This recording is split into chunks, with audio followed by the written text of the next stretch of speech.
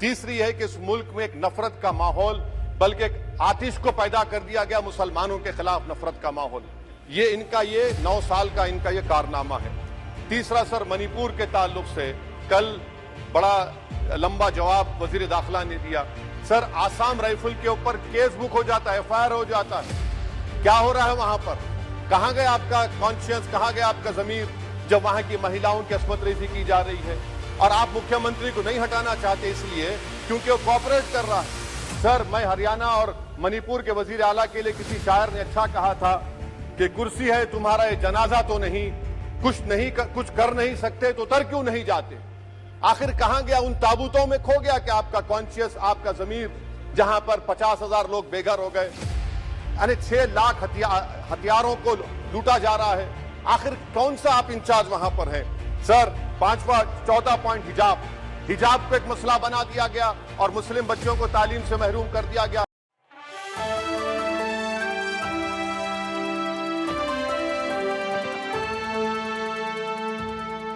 Made your point. You have made your point. Now, Asauddin Owaisi, please. शुक्रिया chairman साहब, आपने मुझे बोलने का मौका दिया।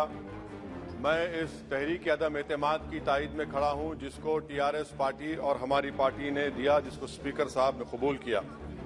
सर, मैं 11 पॉइंट आपके सामने रखूंगा जो मैं बताने की कोशिश करूंगा कि क्यों हम इस तहरीक अदम एतमाद की तायद में और मोदी हुकूमत की मुखालिफत में खड़े हैं। सर, हालिया दिनों में हमारे मुल्क में ट्रेन में एक वर्दी पोश दहशतगर्द ने अपने सीनियर मीना साहब का कत्ल करने के बाद ट्रेन के कंपार्टमेंट में जाकर नाम पूछकर, चेहरे पर दाढ़ी देखकर, कपड़े देखकर उनको कत्ल कर दिया। और उसके बाद उसने कहा कि इस देश में रहना है तो मोदी को वोट देना पड़ेगा। मैं हुकूमत से जानना चाहूंगा कि क्या ये अक्सरियती तबके की एक्सट्रीमिज्म और रेडिकलाइजेशन की बेहतरीन मिसाल नहीं है? और अगर है तो फिर हुकूमत इस पर क्या करेगी? सर, हमारे आइन में, संविधान में लिबर्टी ऑफ कॉन्शियस को लिखा गया, तमहीद में, यानी जमीर की आजादी का जिक्र किया गया है।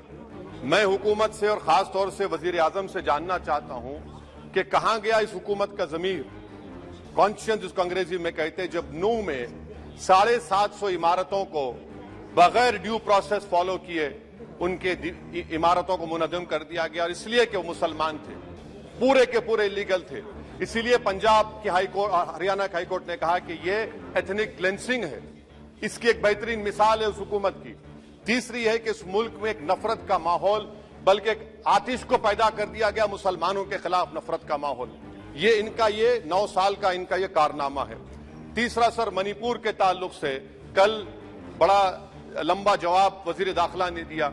सर, आसाम राइफल के ऊपर केस बुक हो जाता है, FIR हो जाता है। क्या हो रहा है वहां पर? कहां गया आपका कॉन्शियस, कहां गया आपका जमीर जब वहां की महिलाओं की अस्मतरेजी की जा रही है? और आप मुख्यमंत्री को नहीं हटाना चाहते इसलिए क्योंकि वो कॉपरेट कर रहा है। सर, मैं हरियाणा और मणिपुर के वजीर आला के लिए किसी शायर ने अच्छा कहा था कि कुर्सी है तुम्हारा ये जनाजा तो नहीं, कुछ कर नहीं सकते तो उतर क्यों नहीं जाते? आखिर कहां गया? उन ताबूतों में खो गया कि आपका कॉन्शियस, आपका जमीर, जहां पर 50,000 लोग बेघर हो गए, यानी 6 लाख हथियारों को लूटा जा रहा है। आखिर कौन सा आप इंचार्ज वहां पर हैं? सर, 14 पॉइंट हिजाब को एक मसला बना दिया गया और मुस्लिम बच्चों को तालीम से महरूम कर दिया गया। क्या ये आपका लिबर्टी ऑफ कॉन्शियस है? कहां गया आपका जमीर? सर, अभी आपने फाइनेंस मिनिस्टर साहबा ने कहा, यहां पर DMK के मोहतरमा कनीमोजी ने महाभारत के द्रौपदी का जिक्र किया। मैं ये पूछना चाहता हूं, बिल्किस बानो इस देश की बेटी है या नहीं?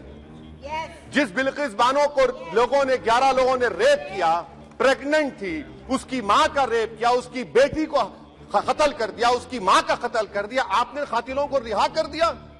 ये आपका कॉन्शियस है? ये आपका कॉन्शियस है? आप तो मेजोरिटेरियन पॉलिटिक्स को फरोग दे रहे हैं। सर, 14 चाइना के ऊपर कोई नहीं बोलते हैं। प्रधानमंत्री मोदी ने उस वक्त 2013 में जब प्रधानमंत्री नहीं थे कहा था कि समस्या बॉर्डर पर नहीं, दिल्ली में है। अगर हम अपनी जमीन पर हैं तो डिसएंगेजमेंट क्यों कर रहे हैं? क्या आज चीन हमारी जमीन पर नहीं बैठा है? क्या आज चीन से आप बातचीत कर रहे हैं? आप डिसएंगेजमेंट कर दिए, बताइए डीएस्केलेशन, डी इंडक्शन कब होगा?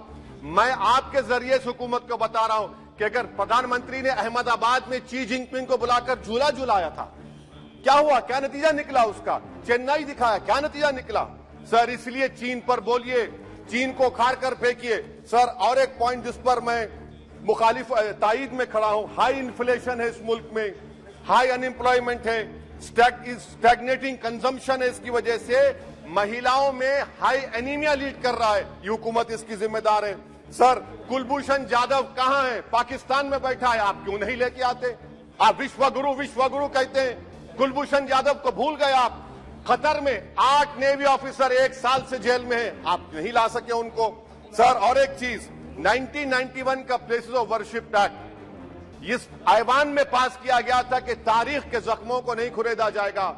आप खुरोद रहे हैं उनको। मैं आपको इंतबाह दे रहा हूं, वार्न कर रहा हूं, इस मुल्क को 90 के दहे में मत लेकर जाइए। 91 का एक्ट सुप्रीम कोर्ट में जवाब दीजिए कि आपकी हुकूमत 91 प्लेस ऑफ वर्शिप एक्ट की कायम है, उस पर कायम रहेगी। यूसीसी सर, इस यूसीसी का फॉर्मूला क्या है? एक मुल्क में एक मजहब, एक कल्चर, एक जबान। ये तो डिक्टेटरों का फॉर्मूला है। भारत एक गुलदस्ता है, भारत एक मोजाइक है। यहाँ पर बेशुमार जबानें, बेशुमार मज़ाहिब बोले जाते हैं, और हिंदू अनडिवाइडेड फैमिली में sir I am concluding 8 crore 75 Hindu खानदानों को 3,800 करोड़ डिडक्शन मिला। इसके बारे में आप क्या कहेंगे सर? और मैं कंक्लूड करने से पहले आपको बताना चाह रहा हूं कि माइनॉरिटी वेलफेयर का बजट 40% कम कर दिया गया। पढ़ो प्रदेश, प्री मैट्रिक स्कॉलरशिप कम कर दी गई, मौलाना आजाद फाउंडेशन खत्म कर दिया गया फेलोशिप, और इसकी वजह से 1,80,000 मुसलमान हायर एजुकेशन में गायब हो चुके हैं। सर मैं इख्तिताम में कह रहा हूं कि पसमानदा मुसलमान से प्रधानमंत्री को बड़ी मोहब्बत है। ये कौन सी आपकी मोहब्बत है पसमानदा, जो आपका एक मुसलमान मिनिस्टर नहीं है वहां पर?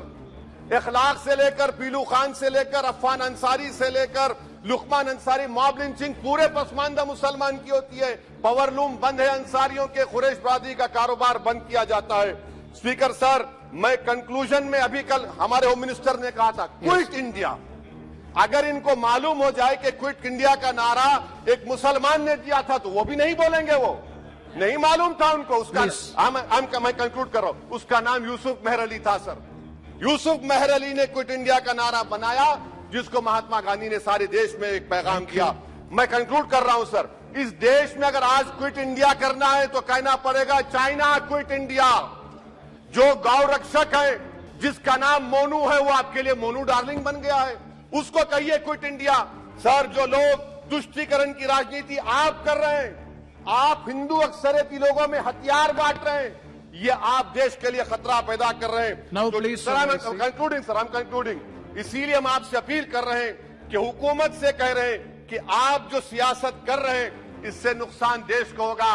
प्रधानमंत्री जब खड़े होकर जवाब देंगे, हम उनसे पूछना चाह रहे हैं, पॉइंटेड क्वेश्चन है, क्या देश बड़ा है या हिंदुत्व गोलवालकर की आइडियोलॉजी बड़ी है? मैं इस तहरीक अदम एतमाद की तायद में खड़ा हूं और हुकूमत की मुखालिफत में। सर एक आधा मिनट सर, दो लोग, दो महाज है इस मुल्क में, एक चौकीदार है, एक दुकानदार है।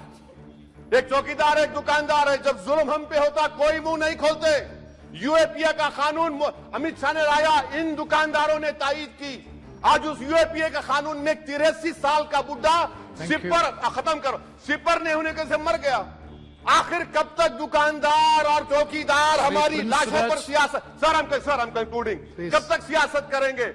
अगर आप जुल्म के खिलाफ आवाज नहीं उठाएंगे तो आपकी दुकानदारी नहीं चलेगी, चौकीदार को धन्यवाद तीसरा महाज करेगा। शुक्रिया सर।